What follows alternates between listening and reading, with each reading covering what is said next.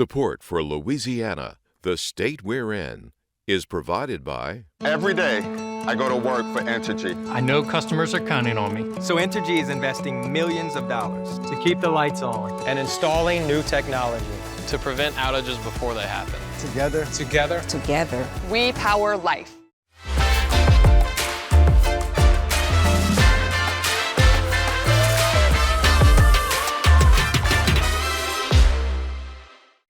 Additional support provided by the Fred B. and Ruth B. Ziegler Foundation and the Ziegler Art Museum located in Jennings City Hall.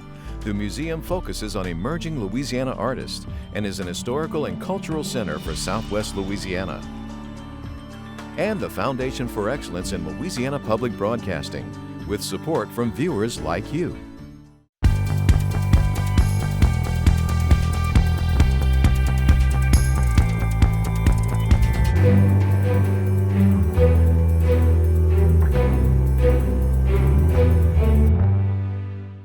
Well, I think this one really caught the attention of folks on both sides of the issue.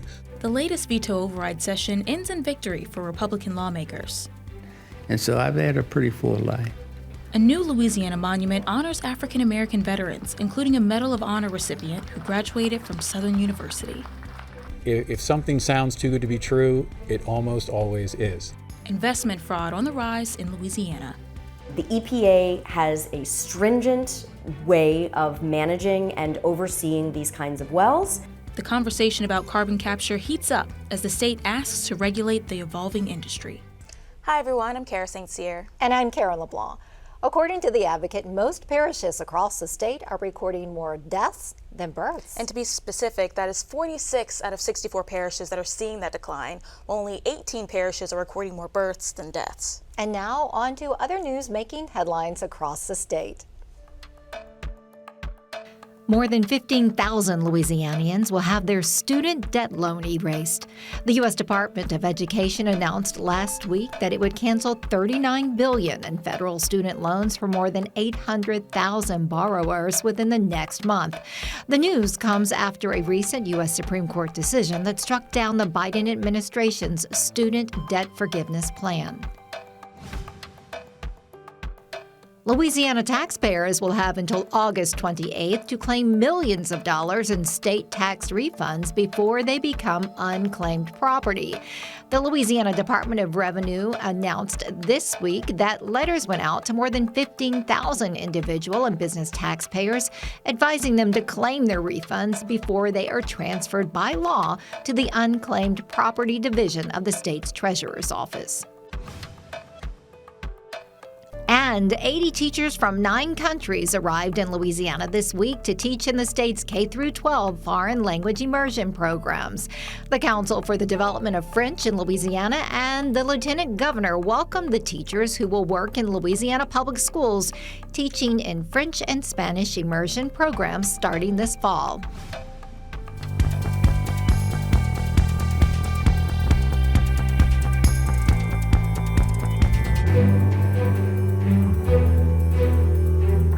Last month, Governor John Bel Edwards vetoed the Stop Harming Our Kids Act, a bill that will prevent minors from receiving medical treatment to alter their gender by surgery or puberty blockers, among other things. On Tuesday, Louisiana lawmakers successfully overturned Edwards' veto in a special session, their second successful effort to overturn the governor's dismissals. Following the session, the governor issued a statement calling the bill unconstitutional. Erwin, the president and CEO of Council for Better Louisiana, is here to talk about that special session. So, for the second time in Governor John Bel Edwards' tenure, lawmakers have successfully overturned the veto, like I said earlier. So this time they voted to override his dismissal of the Protect Our Children Act. For those that may not know what the act was, can you explain briefly?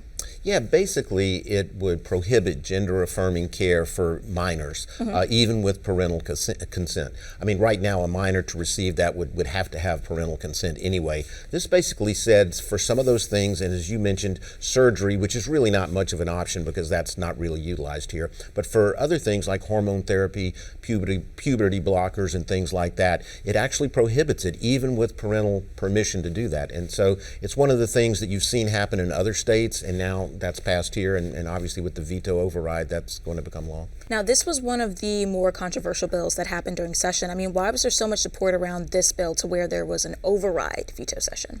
Well, I think this one really caught the attention of folks on both sides of the issue. For those who were pushing it and really kind of supporting this effort, they really did see it as an effort to protect children. And that's why you have the name of the bill, the About Not Harming Children Act. On the other side, you had people who were coming from the trans community who came out in very good numbers to the Capitol to talk about their own personal experiences. It was very emotional a lot of times. There were other pieces of legislation kind of dealing with gender issues there. So this one was the one, though, that really kind of caught people's attention on both sides and really was the driving force behind this session.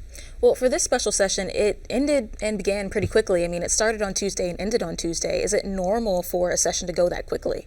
Well, it's kind of the new normal sort of for us. We've had the right or the ability to have these veto sessions ever since our Constitution was ratified in 1974. We've had about 3 of them, in the last 3 years. So we don't have a lot of experience with them. But I think the idea is not to go, belabor this. They kind of knew that piece of legislation, number one, was top on the agenda. There were other pieces that were up for consideration, but I don't think they wanted to belabor the point. They've debated these bills. They voted on them in the past. They wanted to get in there and get out. Well, that kind of brings me to my next question. I mean, this was obviously one of the more controversial bills, like I said earlier, but there were other vetoes. Can you tell me a little bit about what those other vetoes were and if they popped up in this session at all? There were 3 total that the House actually did override. It was a vaccine bill. Another one dealt with foreign nationals purchasing property in Louisiana. There were votes, like I say, on a number of those in the House, but at the end of the day, the Senate only went along with that one. I mean, that final vote on the budget had huge cuts to the Department of Health, and there was some talk that this was going to pop up in the special session too. Did it? What ultimately happened? It sort of did, but basically didn't. There was the option for it to, and a couple of the bills that dealt with some of those were actually sort of on the agenda. But at the end of the day, what happened at the end of the regular session and the pieces that the governor put together to kind of rectify that or to kind of mitigate what would happen were very complicated. And so while there was some desire among some particularly conservative legislators to try and kind of go back on that, it was really a difficult thing to do. And at the end of the day, they just kind of punted on that one. Yeah, they just kind of let that one slide. It would have been a lot to rework. Well, what about the next steps for the bill that was actually overturned? Is that automatically going to become law? Will it face any other challenges? Yeah, it does become law. So that is now law in Louisiana, basically. But what you've seen in other states where this has happened, and it's been in a number of states, is that there's litigation pretty soon after the passage of the legislation. So I think we can pretty well rest assured that in some way that it's going to be litigated, that there will be a challenge in court to this legislation. All right, Barry. Well, it's really nice to have you. It's always a pleasure. Thanks so much.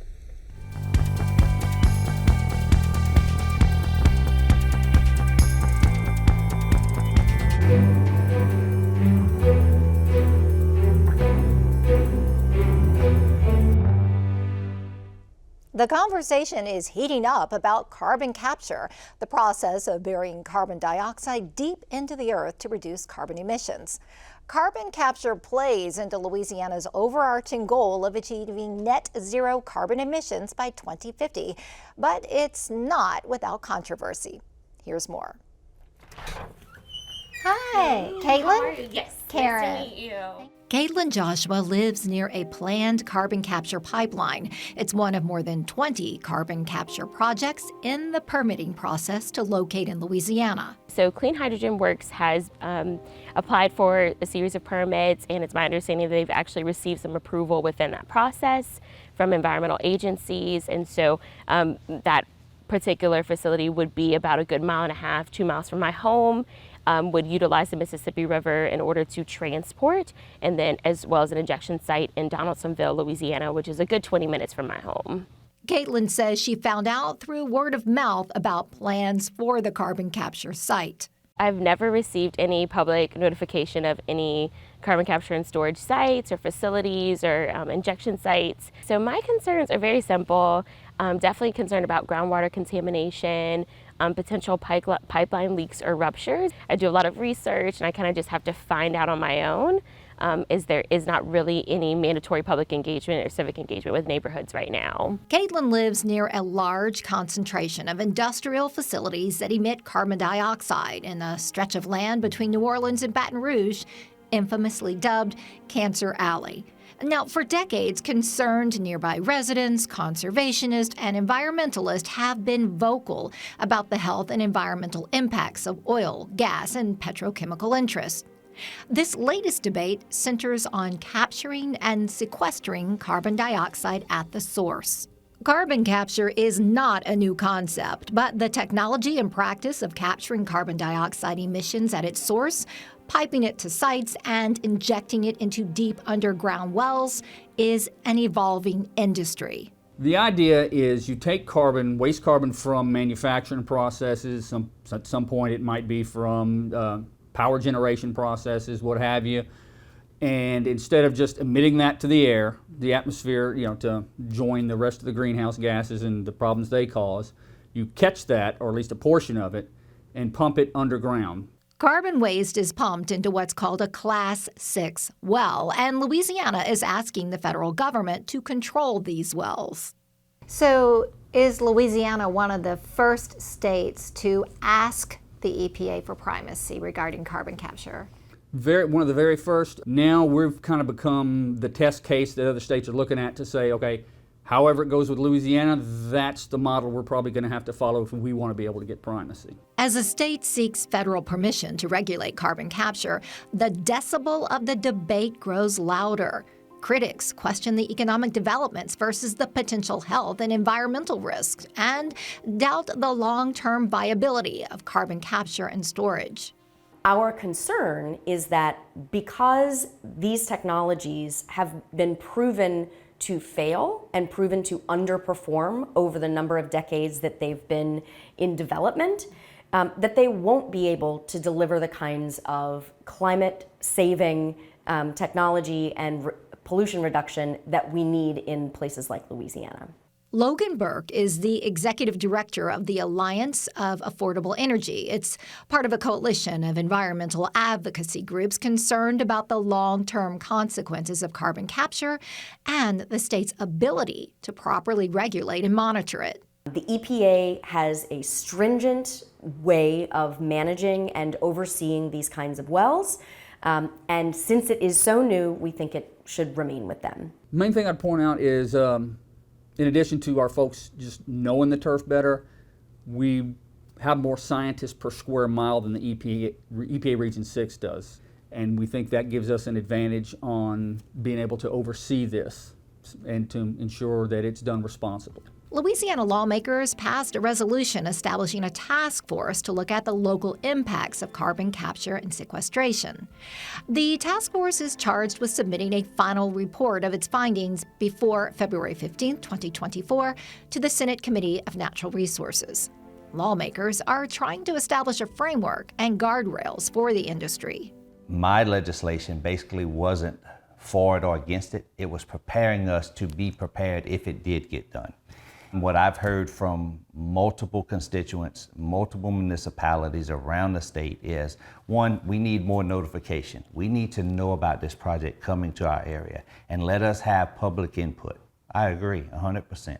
House Speaker Clay Shakesnyder authored a bill signed into law by Governor John Bel Edwards that establishes some guidelines for the notification of carbon capture wells and the distribution of funds to state and local governments.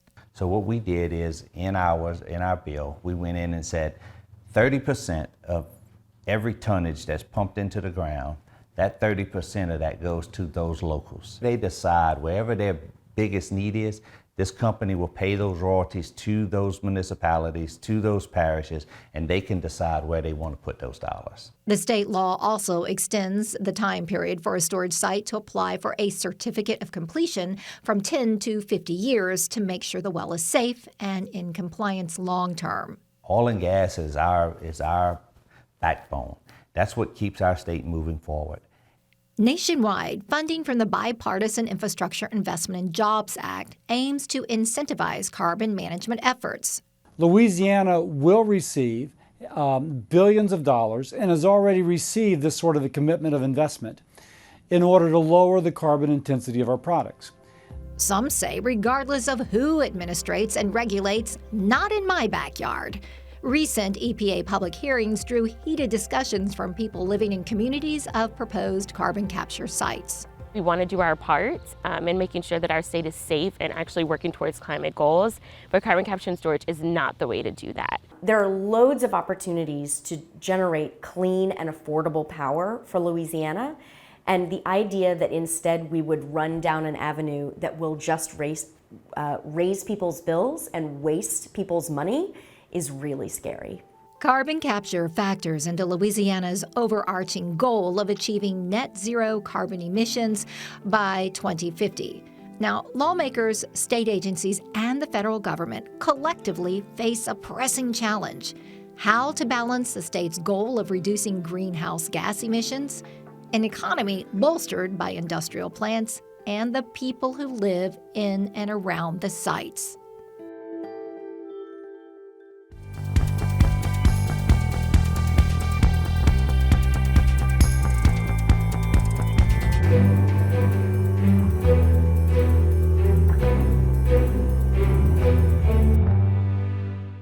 Investment fraud is quickly becoming the most expensive scam, costing Americans billions in 2022. Louisiana, though a median in the rankings, is recording a growing number of fraud victims. The state is listed at number 35 for investment fraud loss. Lance McCardle, a securities litigation lawyer with Fishman Haygood LLP, gives us some tips on how to spot some scams. All right, so let's start with the basics. First, can you explain what investment fraud is? Investment fraud is a pretty broad topic involving really any misrepresentation or suppression of truth in connection with the sale of an investment to a person. It can involve outright theft of your money or just getting you to buy something without telling you everything about it. So when you think about scams, it seems like it would be pretty easy to spot, but what are the most common ways that Americans are running into investment fraudsters? Well, I think kind of the hot topics nowadays are there's a lot of fraud in cryptocurrencies. There are real estate scams where someone's trying to sell you a share of a piece of real estate that either doesn't exist or cannot possibly generate the returns that they might promise you. There is a number of different ways of misconduct taking place in Americans' individual retirement accounts that they may have with a broker or financial advisor. And those types of things can range from, just recommending someone an unsuitable investment or something that's not in your best interest, all the way to stealing money from your account. And there's lots of things in between: churning, buying and selling just to generate commissions, selling something to an elderly person that they don't possibly want or need just to generate commissions, things of that nature. Now, suppose you are very unlucky and you find yourself in a situation where you know that you've been scammed. What do you do then?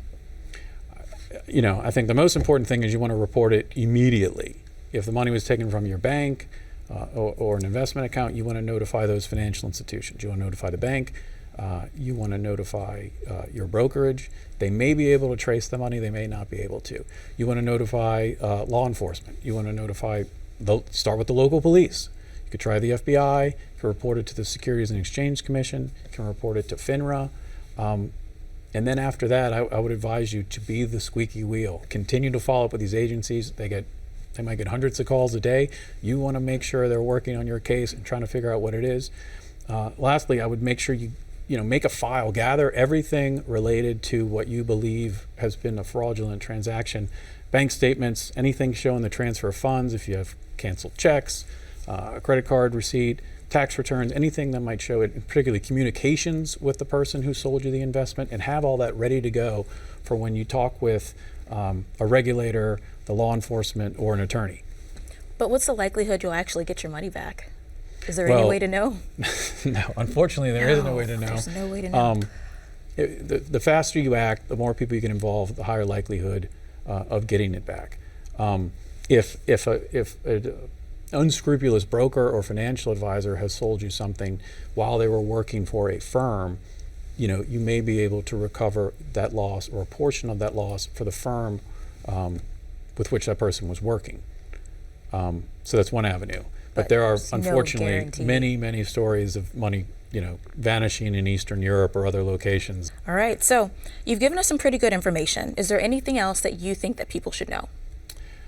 Yeah, a lot of people don't realize that if you suffer these significant declines in your individual retirement account, that something, bad may have happened. If you suffer a sudden loss, show it to someone. Show it to your CPA. Show it to your accountant. Show it to an attorney. Ask them if everything's above board. And if it's not, you can file what's called a FINRA arbitration proceeding, where it's like a proceeding in court, but you're filing a claim against either the broker or the firm with which he works for any of the misconduct that took place in your account. All right. Well, thank you so much for giving us some tips and tricks. We appreciate you coming down. Great. Thank you for having me.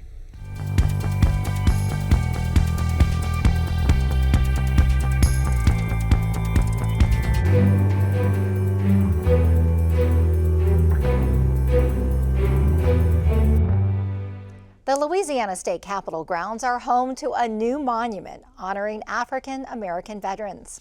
Dignitaries unveiled the sculpture this week in a dedication ceremony attended by military trailblazers, including a Vietnam veteran and Southern University graduate who recently received a long overdue Medal of Honor.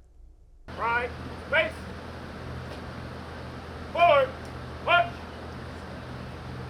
The Louisiana Heritage Monument honors African American veterans who fought for our country throughout history.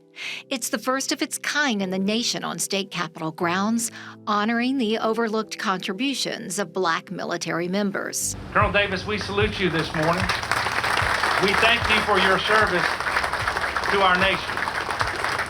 Retired Army Special Forces Colonel Paris Davis is in the audience, a Vietnam veteran, war hero, Southern University graduate, and recent recipient of a long overdue Medal of Honor for his bravery during a battle in June 1965. But the big one was on the June the 15th, I think.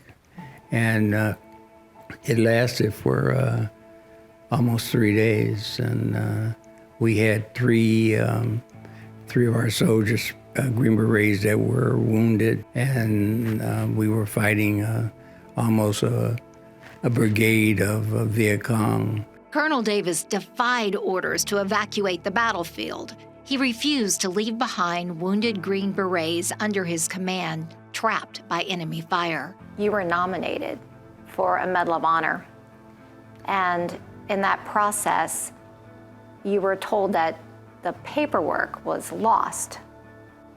Do you believe that? And how did you feel about that? Well, I really didn't have any feelings about it, because at that time, we had been in a battle about 3 or 4 days before the information you just mentioned happened, and I had gotten shot 15 times. Nearly 60 years later, Colonel Davis gets the phone call that validates his valor from President Joe Biden. I remember that night, he called me and said, I've read everything that you've done, and all I want is a quick answer. He said, did it or didn't it? I said, it did. And he said, good night. And so that's how we started the conversation, and it didn't last more than 20 seconds. On March 3rd, 2023, Colonel Paris Davis finally received his Medal of Honor from President Biden in a White House ceremony. As a Medal of Honor recipient, do you feel validated and or vindicated after all this time, finally getting this recognition? I don't feel either. I feel relieved. It really doesn't go any further than that. And I say, ain't nothing higher than getting the Medal of Honor. And so I'm really happy that it happened. I don't know all the reasons why it didn't happen or the 50 years that it took to happen. This year also marks the 75th anniversary of the desegregation of the U.S. military. The Louisiana Heritage Monument honors several notable contributions by African American troops, starting with the 1863 siege of Port Hudson, where 600 Black soldiers fought for the Union side. It was a turning point in the Civil War, allowing the Union to gain control of the Mississippi River.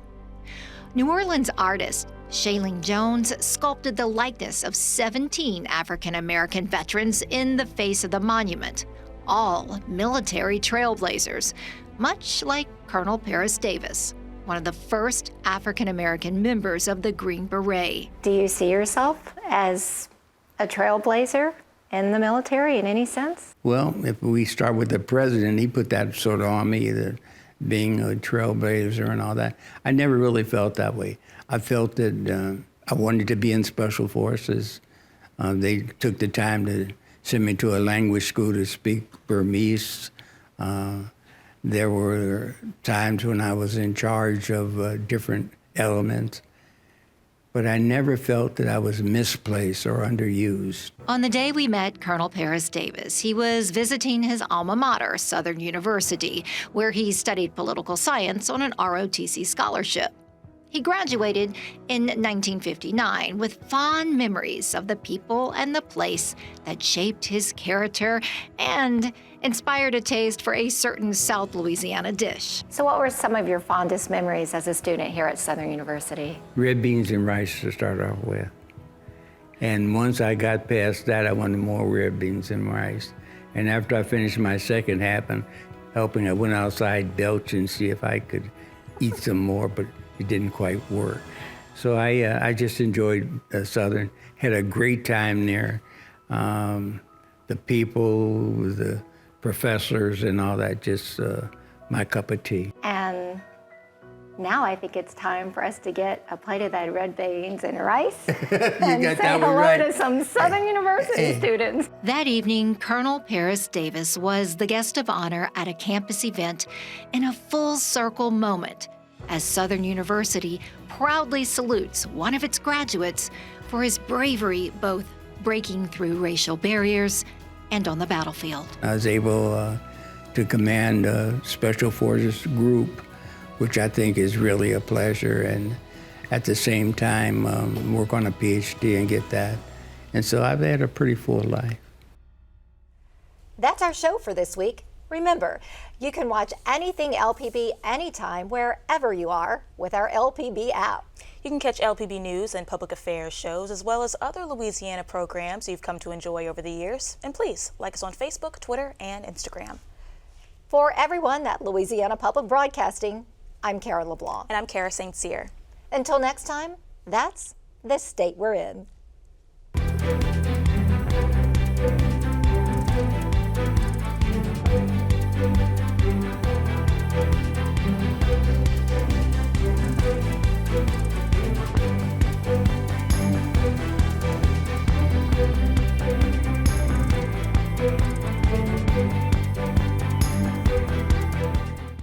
Every day, I go to work for Entergy. I know customers are counting on me. So Entergy is investing millions of dollars to keep the lights on and installing new technology to prevent outages before they happen.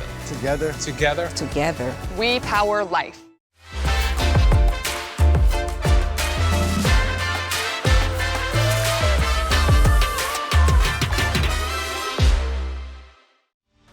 Additional support provided by the Fred B. and Ruth B. Ziegler Foundation and the Ziegler Art Museum located in Jennings City Hall.